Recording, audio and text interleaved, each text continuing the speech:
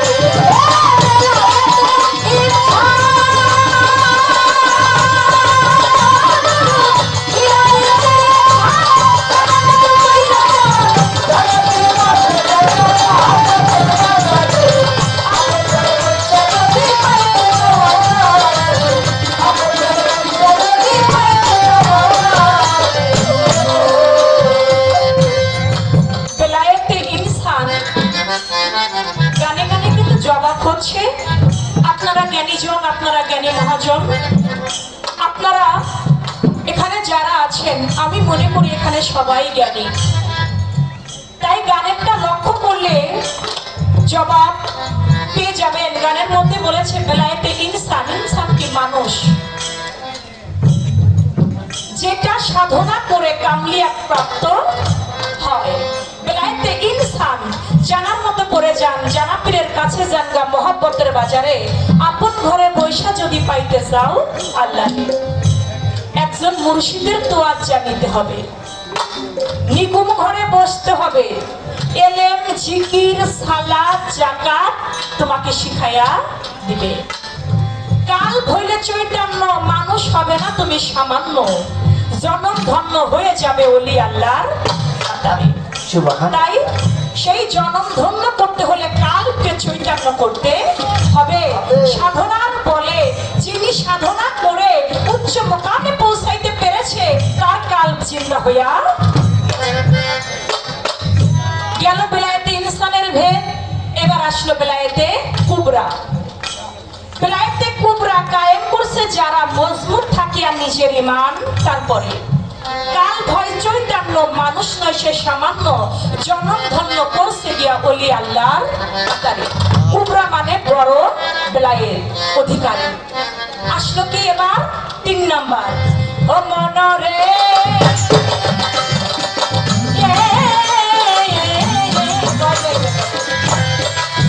ওরে আমার বেলায়েতে আবরার, হাসিল করতি মন আমার, কেমন আবাদত করো বলি তোমারে।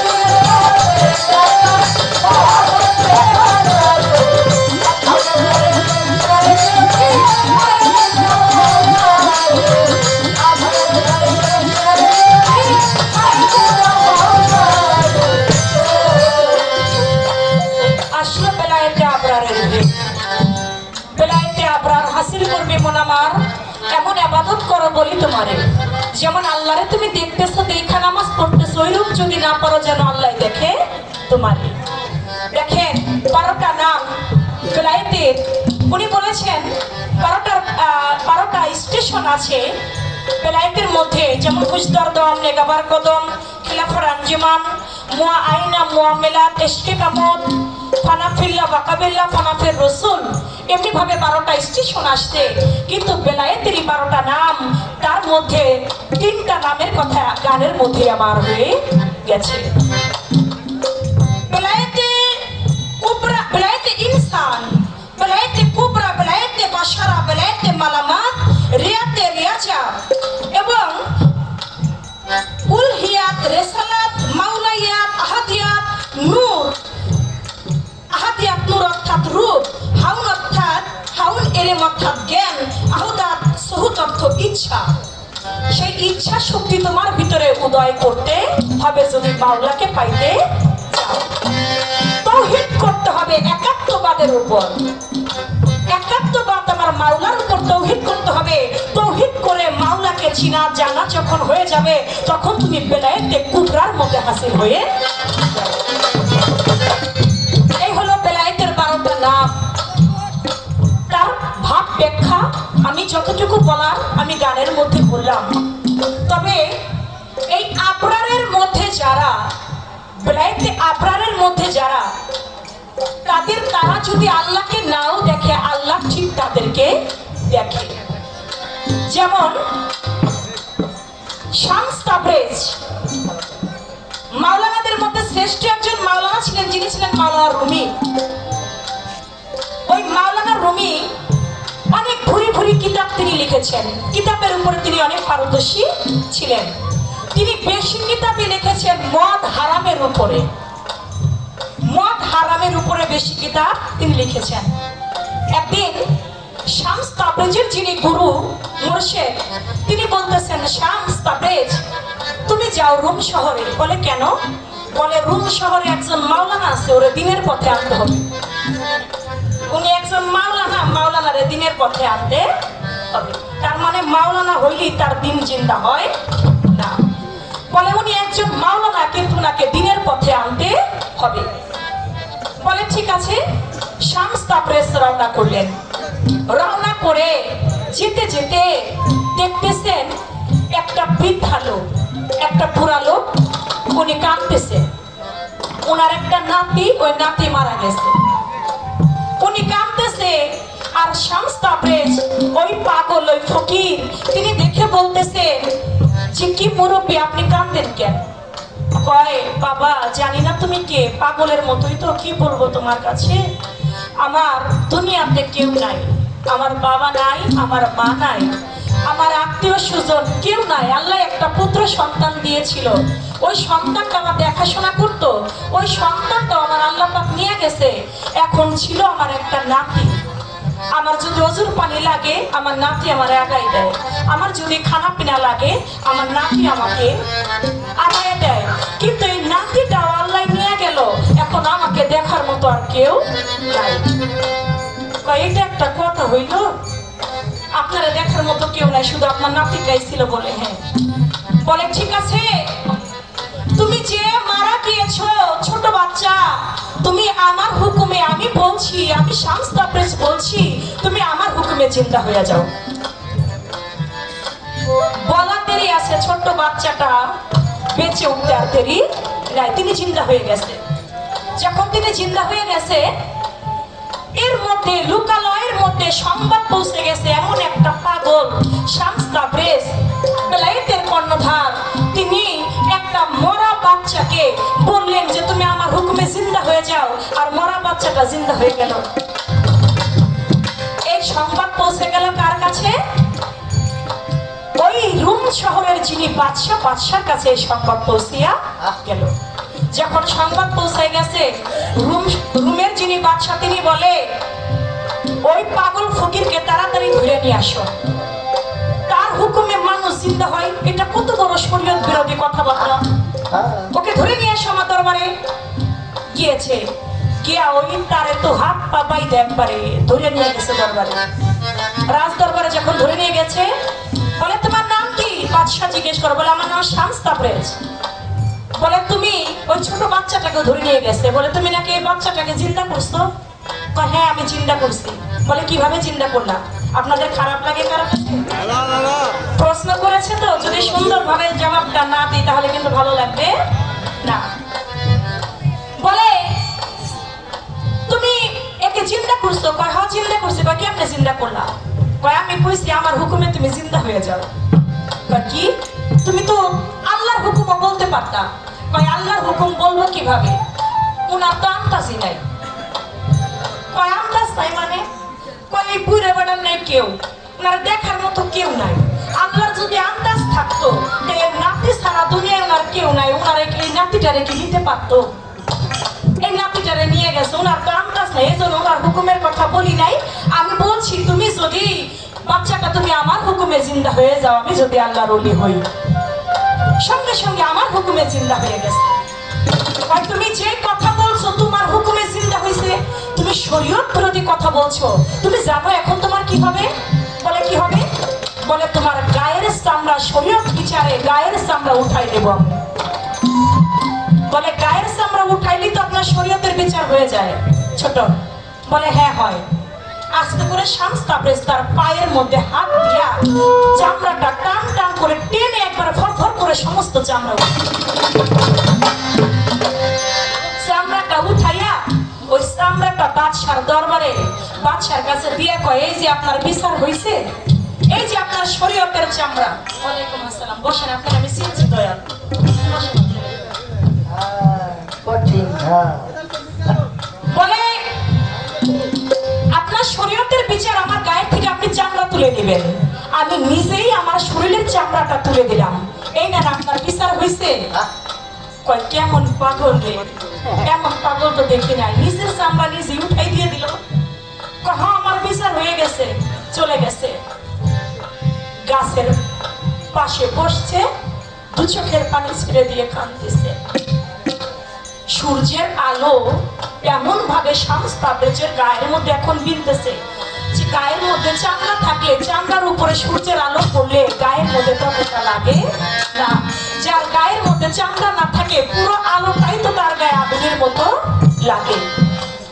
সূর্যের আলোকে বললে, সূর্যের আলো তুই কি দেখোস না আমার গায়ে কোনো চামড়া নাই, তুই যে এতটা তাপ আমাকে দিতেছস আমি তো সহ্য করতে পারি না, তুই তোর আলোটা নিভাইয়া দে। ওই আল্লাহর ওলির কথায় সূর্যের আলো নিভে গেল। এখন সূর্যের আলো আর উদয় হয় না, কিছুতেই আর সূর্যের আলো উদয় হয় না। গ্রামের লোকজন বাদশাকে ধরলো যে আপনি ওই ফকিরটার সঙ্গে, ওই আল্লাহর ওলির সঙ্গে আপনি তার গায়ের চামড়া তুলতে বলছেন, সে তুলে দিয়ে গেছে, নিশ্চয়ই সে তার মনে কষ্ট পেয়েছে, যার জন্য আজকে কয়েকদিন হয়ে গেল সূর্যের আলো উদয় হয় না।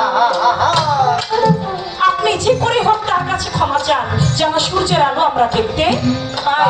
শামস তাবরেজের কাছে গেল, যায়া বলে আপনি কি এই কাজটা করছেন, আজকে কয়েকদিন হয়ে গেল সূর্য যে উদয় হয় না, সূর্যের আলো যে নেমে গেছে, আপনি একটু বলেন না আল্লাহ পাক যেন সূর্যটা উদয় করে দেয়। পাগলে বলে ঠিক আছে, এখন তো আমার গায়ের চামড়াটা কিছুটা ভালোর দিকে, যাও আল্লাহ তুমি এই সূর্যের আলো আবার উদয় করে দাও। সূর্যের আলো সাথে সাথে সূর্য আবার উদয় হয়ে তাই বলে এতে আব্রারের অধিকারী যারা, তারা নিজেও কামেল হয় এবং আরেকজনকেও কামেল বানাইতে পারে। শুধু তাই নয়, সে যা বলে তাই হইয়া যায়। আল্লাহ পাক যদি আল্লাহকে সে নাও দেখে, আল্লাহ ঠিক তাকে দেখে, সে মুখ দিয়ে যা বলে সেটাই আল্লাহর কাছে গ্রহণ করে। এজন্য বলেছে যে বান্দা, যে প্রিয় অলি আমার নাম জপতে জপতে আমার হয়ে গেল, আমি আল্লাহ তখন তার হয়ে যাই। তখন সে যে হাতে ধরে সে হাত হয়ে আমি আল্লাহর হাত, তখন সে যে মুখে বলে সে মুখ হয়ে আমি আল্লাহর মুখ, তখন সে যে পায়ে চলে সে পা হয়ে আমি আল্লাহর পা। যার এক নাম মিলে হয় অলি আল্লাহ। এই ছিল আপনার বিষয়টা, আমি তাহা তুলে ধরার চেষ্টা করি।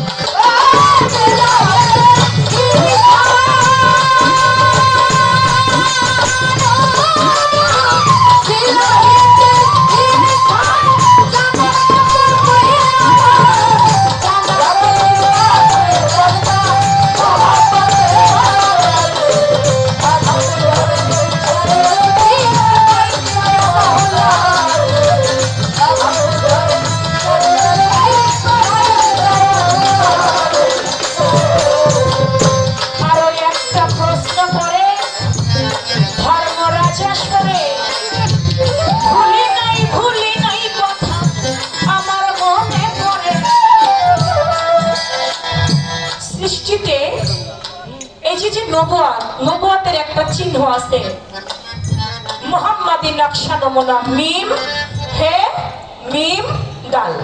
এটা কি সৃষ্টির মূলে নবুয়তের যে চিহ্ন, এটা মুহাম্মাদি চিহ্ন ছিল।